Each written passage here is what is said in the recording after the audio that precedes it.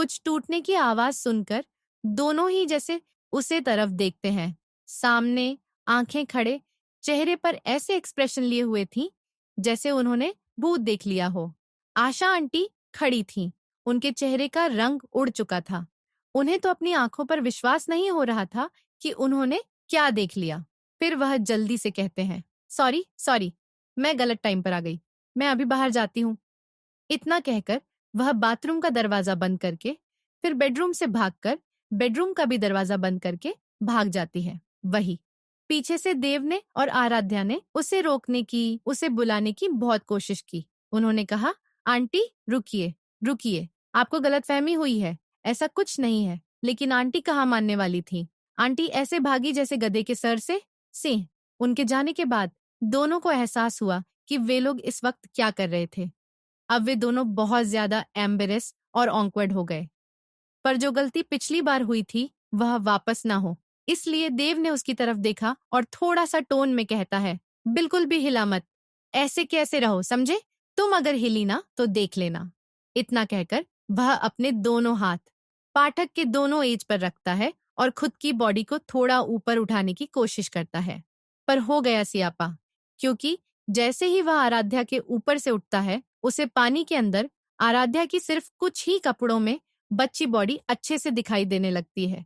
यह देखकर उसकी सांसें तेज हो जाती हैं, उसके गले की पास की नसें तंग हो जाती हैं, उसकी हाथों की पकड़ कॉर्नर्स पर कस जाती है। वह जल्दी से एक नजर देखता है, अपनी आंखें घुमाता है और जल्दी जल्दी से व्हाट्सएप से उठ जाता है। इस वक्त वह पूरी तरह से भीग चुका था, उसका सारा कपड़ा पानी से टपक रहा था। वह खड़ा होता है, उसके खड़े होते ही आराध्या को जैसे जान में जान आई हो, पर फिर भी वह पानी से बाहर नहीं आती, बल्कि अपने हाथों से अपने आप को ढकने की कोशिश करते हुए अपना सर नीचे कर बैठी हुई थी। यह देखकर देव दरवाजे की तरफ जाते जाते उसके तरफ एक टॉवल फेंकता है और बिना कुछ बोले जल्दी से कमरे से बाहर चला जाता है। वहां से देव सीधा अपने कमरे में जाता है, बिना यहाँ वहां जाए सीधा बाथरूम के अंदर जाकर शावर चालू कर देता है। शावर का पानी जैसे उसके सर पर पड़ता है, वैसे वैसे वह थोड़ा शांत होने लगता है। गहरी गहरी सांसें लेते हुए अब वह नॉर्मल होने लगी थी। हाथों की कैसी मुठियां अभी उतनी ताकत के साथ कैसी हुई थी, पर वह थोड़ी रिलैक्स भी लग रही थी। 2 मिनट शावर के नीचे रहने के बाद देव जल्दी जल्दी अपने पूरे कपड़े निकाल देता है, जो पूरे पानी से भीगे हुए थे, और उनमें से हल्की हल्की स्ट्रॉबेरी की स्मेल आ रही थी, जो आराध्या के शावर जेल की थी। इस स्मेल को महसूस करके फिर एक बार उसकी आंखों के सामने बाथरूम में बीते पल देव की आंखों के सामने से गुजरने लगे। आराध्या की आंखें, उसका चेहरा, उसका जाना, उसकी गर्दन, उसकी वह बॉडी जोश में पानी के अंदर देखी गई, वह सब उसकी आंखों के सामने से गुजरने लगा। उसके वह सॉफ्ट गुलाबी मीठे होंठ, उनके बीच हुई वह कैसे वह फैशन, वह सेंसेशन, सब देव को याद आने लगा।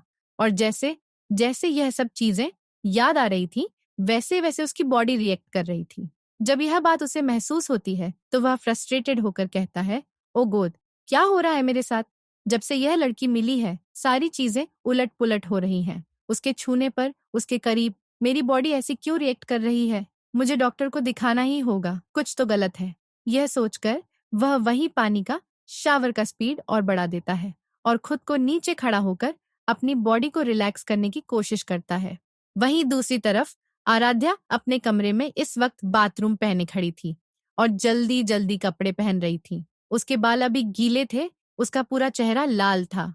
चेहरे पर शर्मिंदगी, परेशानी और उलझन सब देखी जा रही थी। जब वह तैयार होकर देव के सामने आती है तो लाल हल्के उसके और देव के बीच में किस वापस याद आ जाती है। देव से आई उसकी मेहंदी खुशबू, उसका वह हैंडसम सा चेहरा, उसकी और मस्कुलर बॉडी, उसके हाथ जो उसके चेहरे को थामे हुए थे, उसके वह फोटो जो उसके लबों के साथ उलझे हुए थे, सब याद आता है, जिसकी वजह से उसका चेहरा पूरा लाल हो जाता है और वह खुद को ही डालते हुए सोचती है, क्या हो रहा है मुझे?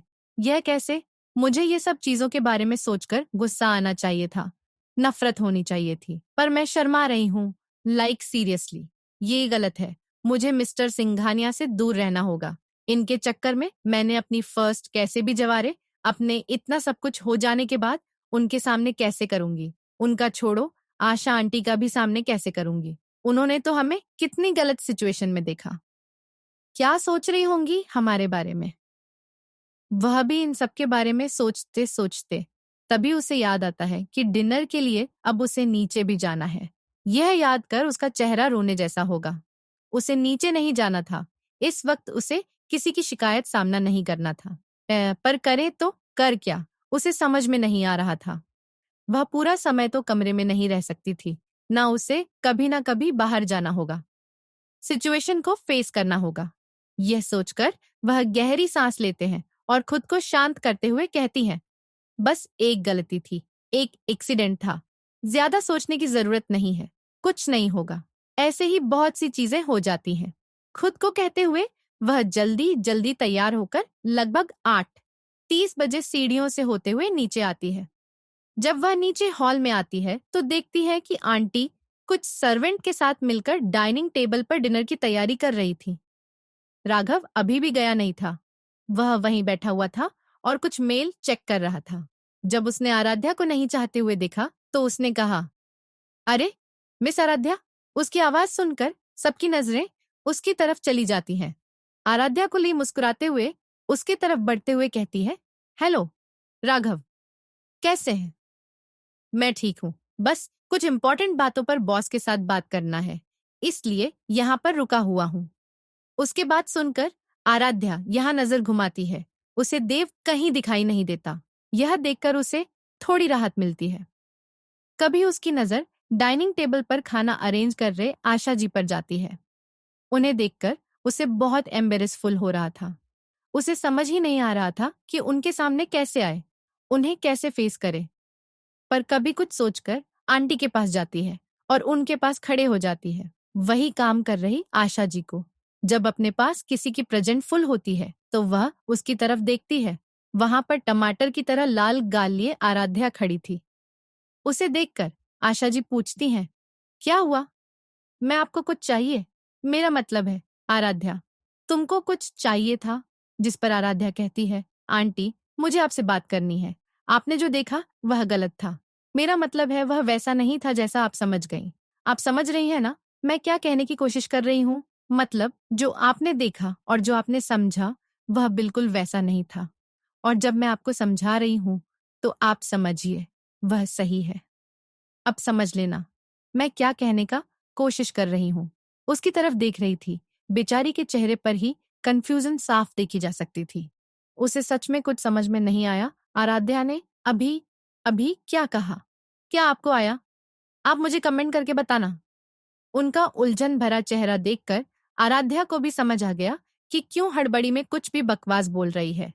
इसलिए उसने गहरी शांति और खुद को शांत करते हुए कहा, आंटी जैसे आपने देखा समझा वैसा कुछ नहीं था। मैं व्हाट्सएप में फिसलकर गिर गई। मुझे बचाने के चक्कर में मिस्टर सिंघानिया मुझ पर गिर गए। वैसे हमारे बीच में कुछ नहीं है और हम लोग कुछ नहीं कर रहे थे, तो आप प्लीज मुझे गलत मत समझना, ठीक है? उसकी बात सुनकर आंटी के चेहरे पर एक मुस्कुराहट आती है और आशा जी कहती हैं, आप टेंशन मत लीजिए मैडम, मैं अच्छे से समझ गई कि आप क्या कहना चाहती हैं और क्या कह रही हैं।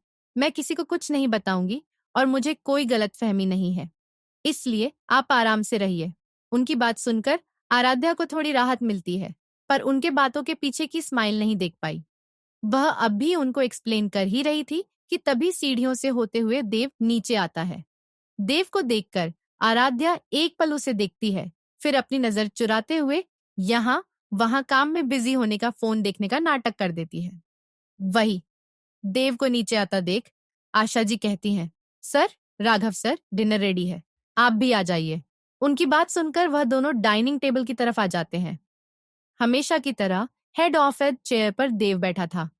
उसके एक तरफ राघव और दूसरी तरफ आराध्या बैठी हुई थी। जल्दी जल्दी खाना सर्व किया जा रहा था। खाना सर्व होने के बाद कोई कुछ नहीं कहता, चुपचाप अपना खाना खाने लगता है। तभी राघव खाना खाते खाते देव से कहता है, सर, आपने क्या तय किया है? कल कितने बजे जाना है? मतलब मैं आगे की मीटिंग्स वैसे शेड्यूल कर दूंगा। यह कैंसिल करनी है, उन्हें पोस्टपोन करके किसी और दिन के लिए रख दूं? उसकी बात सुनकर खाना खा रहे देव को दादाजी वाली बात याद आ गई और उसे यह भी याद आ गया कि पिछले सिया पर के चक्कर में उसने इस बारे में आराध्या से कुछ बात ही नहीं की। वही आराध्या भी खाना खाते हुए उनकी तरफ देख रही थी। उसे लगा किसी बिजनेस के बारे में बात कर रही होगी, इसीलिए उसने थोड़ा खाने पर कंसंट्रेट किया। यह बोलकर जैसे ही उसने एक निवाला अपने मुंह की तरफ ले जाने को हुआ, तभी देव की आवाज उसके कानों में पड़ी, जो उसे देखकर कह रहा था, तुम कल तैयार रहना, हम सुबह दादरी से मिलने जा रहे हैं, उन्हें तुमसे मिलना है। वही आराध्या, जो निवाला लगभग अपने मुंह में रख चुकी थी। उसकी बात सुनकर उसे इतना बड़ा झटका लगता है कि वह खाया हुआ निवाला भी बाहर थूक देती है और जोर जोर से खांसने लगती है। उसकी आंखों में पानी आ गया।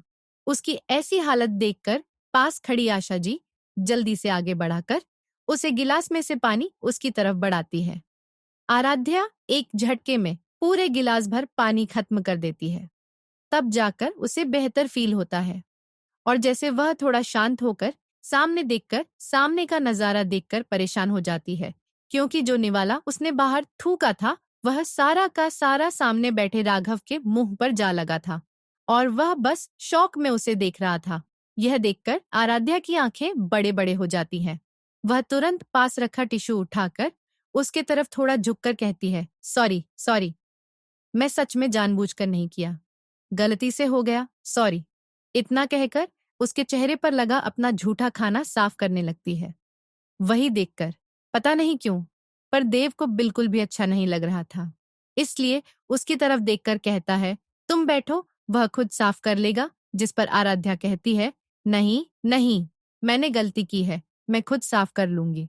उसकी बात सुनकर देव उसे जलन से देखते हुए कहता है, गलतियां तो तुम बहुत करती हो। पर उसके कहने का मतलब और बात करने की टोन कुछ और ही थी, जिसे सुनकर और समझकर आराध्या का चेहरा लाल हो गया और उसने गुस्से से उसकी तरफ देखा। देव के चेहरे पर एक छोटी डेविल मुस्कुराहट थी।